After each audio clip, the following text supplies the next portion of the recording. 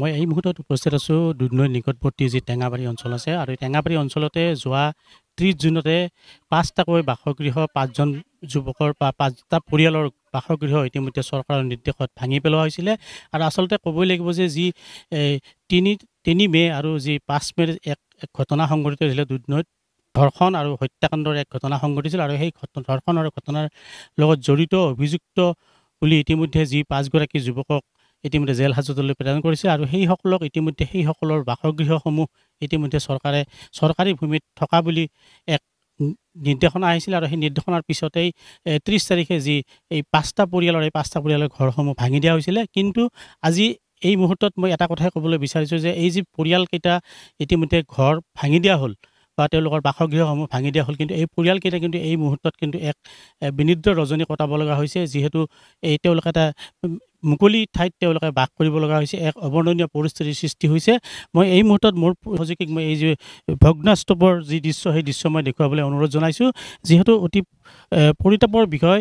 যিহেতু এই ঘটনাৰ লগত যি ধৰ্ষণ আৰু হত্যাকাণ্ড হৈছিলে, ধৰ্ষণ আৰু হত্যাকাণ্ডৰ লগত যি জড়িত বুলি ইতিমধ্যে অভিযুক্ত হৈছে আৰু সেই অভিযুক্তসকলক ইতিমধ্যে আৰক্ষী প্ৰশাসনে গ্ৰেপ্তাৰ কৰিছে আৰু গ্ৰেপ্তাৰ কৰি তেওঁলোকক ইতিমধ্যে জেল হাজতলৈ প্ৰেৰণ কৰিছে আৰু ইতিমধ্যে চৰকাৰীভাৱে যি তদন্ত সেই তদন্ত প্ৰক্ৰিয়া ইতিমধ্যে চলি আছে আৰু সেই তদন্তৰ মাজতে যোৱা 30 তাৰিখে যি এক নিৰ্দেশনা আহিল যে এই যি অভিযুক্ত পৰিয়ালকেইটাৰ বাসগৃহসমূহ সম্পূৰ্ণকৈ যে উচ্ছেদ চলাব লাগে আৰু সেই নিৰ্দেশৰ ফলতে যোৱা 30 জুন তাৰিখে ইতিমধ্যে বুলডোজাৰ চলিল এই 5টা পৰিয়ালৰ বাসগৃহত। এফালৰ পৰা ঘৰসমূহ তছনছ কৰি গুচি গ'ল, এক অৱৰ্ণনীয় পৰিস্থিতিৰ মাজত তেওঁলোকে থাকিব লগা হৈছে আৰু ইতিমধ্যে দেখিবলৈ পোৱা গৈছে যে ইয়াত যিসকল পৰিয়ালৰ লোক আছে সেই পৰিয়ালৰ লোকসকলো ইয়াতে খুব দুখ লগা পৰিস্থিতিত তেওঁলোকে থাকিব লগা হৈছে। মই এই পৰিয়ালৰ যিসকল ব্যক্তি আছে তেওঁলোকৰ লগত মই কিছু কথা পাতিবলৈ মই আগবাঢ়িছোঁ, যিহেতু 30 তাৰিখে এই 5টা পৰিয়ালৰ ঘৰসমূহ ভাঙি দিয়া হ'ল। কেনেকুৱা পৰিস্থিতি? সঁচাকৈ মৰ্মান্তিক আৰু দুখ লগা ঘটনা যে এই 5টা পৰিয়াল দিনে ৰাতিয়ে বাৰিষা বৰষুণত তিতিব লগা হৈছে, নাখাই ভোকত লঘোণত থাকিব লগা হৈছে। কাৰণ এই বিনা দোষী মানুহক চৰকাৰে ইমান শাস্তি দি আছে, কি কাৰণ শাস্তি দি আছে? মোৰ দেউতা অসুস্থ, হস্পিটেল লৈ যোৱা মানুহ নাই, কোনো নাই, ৰাতি থাকিব নোৱাৰে, পানী তিতি আছে, কোনো বজাৰ পাতি কৰি দিবা মানুহ নাই, লঘোণে আছে, নোখোৱাকৈ আছে। ইমান অসমৰ ব্ৰিটিছৰ লগত যুদ্ধ কৰি স্বাধীন ভাৰত কৰিও যদি মোৰ দেউতা এই অসমৰ খিলঞ্জীয়া ভূমিপুত্ৰ হৈও যদি আজি ইমান দুখত থাকিব লগা হৈছে, তেতিয়াহ'লে চৰকাৰে আমাক গুলি কৰি মাৰাই ভাল হ'ব। ইয়াৰ বাহিৰে সেইটো বেলেগ উপায় নাই, সেইটোৱে কৰা বিচাৰোঁ মই।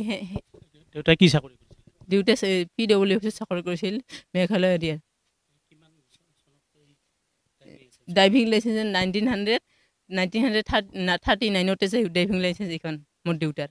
তেতিয়াহ'লে খিলঞ্জীয়া নহয় যদি কেনেকৈ বাংলাদেশী আৰু মিয়া হ'ল, মোৰ দেউতা কেনেকৈ মিয়া হ'ল মই এইটোৱে জানিব বিচাৰিছোঁ। কেনেকৈ মিয়া হ'ল এইটোৱে ক'ব বিচাৰোঁ। আৰু যদি মোৰ দেউতা হয় চৰকাৰী মাটিত ঘূমি আনিছে ইমান দিন আগতে, চাওক আপোনালোকে এইবোৰ খাজনা ইমান দিন আগত দিয়াৰ পিছতো, ইমান দিন দিয়াৰ খাজনা দিয়াৰ আগতো ইমান দিন দিয়াৰ পিছত 26, 28, 30 বছৰ আগতে খাজনা আছে, এইখিনি মাটি যদি চৰকাৰী হয় ভাঙি দিলে, তেনেহ'লে এইবোৰ যে গোটেই গাঁওখনে যে এখন এনেকুৱা যদি কাগজ দেখাব পাৰে, তেতিয়াহ'লে আপোনালোকে ভাঙিব নালাগে। চৰকাৰৰ তথ্য যদি এনেকুৱা এখন দিব পাৰে ভাঙিব নালাগে।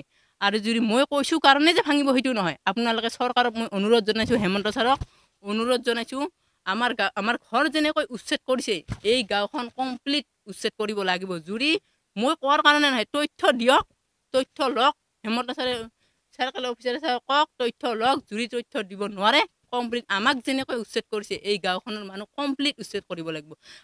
আইনে কলাৰ প্ৰকাৰ বিচাৰি ধনী দুখীয়া বুলি প্ৰশ্ন নাই, ধনীক চাব দুখীয়াক নাচাব, দুখীয়াক চাব ধনীক চাব, তেনেকুৱা নহয়। আইনে গতিকে কমপ্লিট সমান বিচাৰ যদি কৰে হেমন্ত ছাৰে চৰকাৰে সমান বিচাৰ অধিকাৰ কৰিব লাগে। আৰু আমি অসমৰ খিলঞ্জীয়া হয়।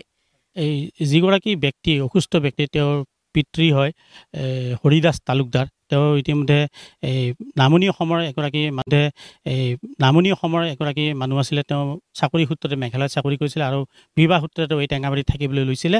কিন্তু আজি তেওঁ অন্তিম অৱস্থাত, সেই অন্তিম অৱস্থাত তেওঁ আহি উপস্থিত হৈছে। তেওঁ অসুস্থ, তেওঁ পেৰালাইচিছ ৰোগত তেওঁ আক্ৰান্ত আৰু তেওঁ এক খুব দুখ লগা পৰিস্থিতিত বা তেওঁ অসুস্থ অৱস্থাত তেওঁ থাকিব লগা হৈছে। কিন্তু যিহেতু বাৰিষাৰ বতৰ, এই বাৰিষাৰ বতৰত এই লোকসকল ক'ত যাব বা এই অসুস্থ ব্যক্তিগৰাকী ক'ত থাকিব সেই লৈ এটা ডাঙৰ প্ৰশ্ন সৃষ্টি হৈছে। এই যি 5টাকৈ পৰিয়ালৰ যি বাসগৃহৰ লোকসকল আছে সেই লোকসকলৰ এই বাৰিষাৰ দিনত এটা ডাঙৰ প্ৰশ্ন হৈছে তেওঁলোকে ক'ত যাব, ক'ত থাকিব। মই আন এগৰাকী ব্যক্তি আছে, মই সেই ব্যক্তিগৰাকীৰ লগতো মই কিছু কথা পাতিব বিচাৰিছোঁ।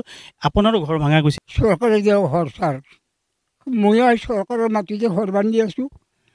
শয়তানি কৰি এই 3জন ব্যক্তিয়ে এই গোৱালপাৰাত যায়, এই 3জন মানুহে এই ঘৰগুলা সংসাৰ ভাঙি দিছে ছাৰ। মোৰ কিছু নাই, মই খোলে জাখা দিউকুলি পাচি বেচে খাং ছাৰ। আপোনাৰ বয়স কিমান? মোৰ 104 বছৰ। ইয়াতে বহুত দিন হ'লে যে 66 চনৰ কাগজখন দেখিছোঁ, তাত থাকি আগতে আছোঁ। ইতিমধ্যে দেখিবলৈ পোৱা গৈছে যে 104 বছৰীয়া এগৰাকী বৃদ্ধ, আজি সেই 104 বছৰীয়া বৃদ্ধগৰাকীও আজি এনেকুৱা এটা অৱস্থাত থাকিব লগা হৈছে। চৰকাৰৰ যি উচ্ছেদ, সেই উচ্ছেদৰ ফলত আজি 104 বছৰীয়া বৃদ্ধগৰাকীও আজি মুকলি আকাশৰ তলত থাকিব লগা হৈছে। অতি দুখ লগা এক পৰিৱেশ সৃষ্টি হৈছে এই অঞ্চলত। মই এই আৰু এগৰাকী আছে, তেখেতৰ লগত মই কিছু কথা পাতিম। যিহেতু এই যি উচ্ছেদ হৈছে, সেই উচ্ছেদৰ কাৰণ হিচাপে কৈছে যে চৰকাৰী মাটিত ইয়াত উচ্ছেদ কৰা হৈছে। কি ক'ব আপুনি, বা আপোনাৰ পুত্ৰৰ যি অপৰাধ কৰিছে সেই অপৰাধ সম্পৰ্কত আপুনি কি ক'ব? না, মোৰ পুত্ৰটো দুখীকটো লৈয়ে গৈছে, লগতে 2জন লৈ যাই সেনে আৰু জেল খাটি আছে। গতিকে আমি ঘৰৰ মানুহ দোষী নহয়, আমি ঘৰৰ মানুহ দোষী নহয়। গতিকে আমাক নিয়ম বেচৰ লাগে। এইবিলাক যে ভাংছে আমাৰ আমাৰ মূল্য লাগে, আৰু আমাক ক'ত থাকিবলৈ দিয়ে। যদি এসপ্তাহৰ ভিতৰত আমাক এৰপে যদি আমাক এসপ্তাহৰ কাৰণে যদি আমাক ওলাই দিব, আমাক নাজাং এৰপে আমি গুলি কৰি মাৰবা লাগিব, আৰু এইবিলাক উচ্ছেদ কৰি দিব লাগিব। যদি কাগজ পত্ৰে যদি দেখাব নোৱাৰে সিহঁতে, এইবিলাক উচ্ছেদ কৰি দিব লাগিব। কাৰণ কিয়, আমি যদি আমাৰ নিচিনা কাগজ পত্ৰ দেখক, সিহঁতক দি পেলাই সিহঁতকো উচ্ছেদ কৰিব লাগিব। এই ঘৰটো কিমান যে কাকতি মিনতি কৰি ৰাখিছোঁ, বুঢ়াটোক মই ক'ত ল'ম, ক'ত লৈ যাম এই বুঢ়াটো? এই ওপৰেদি পানী আহে, দুনিয়াৰ পেক বোকা, মই এই বেমাৰীক মই ক'ত লৈ যাম? এই ছোৱালীটো মোৰ মিৰ্কি বেমাৰ, দুনিয়াত থপ কৰে, কাপাল ফুটি ফিকি আছে, পৰে য'তে ত'তে পৰে।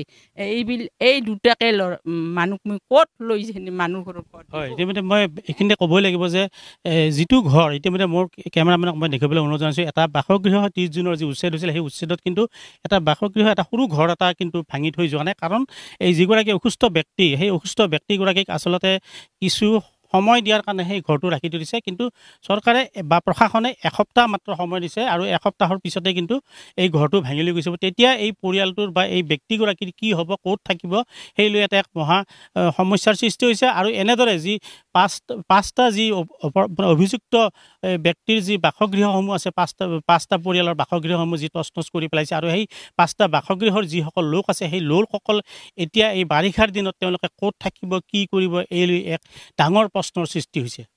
যিকোনো খবৰৰ বাবে যোগাযোগ কৰক আমাৰ এই নম্বৰত 7099017330 আৰু 7099017110।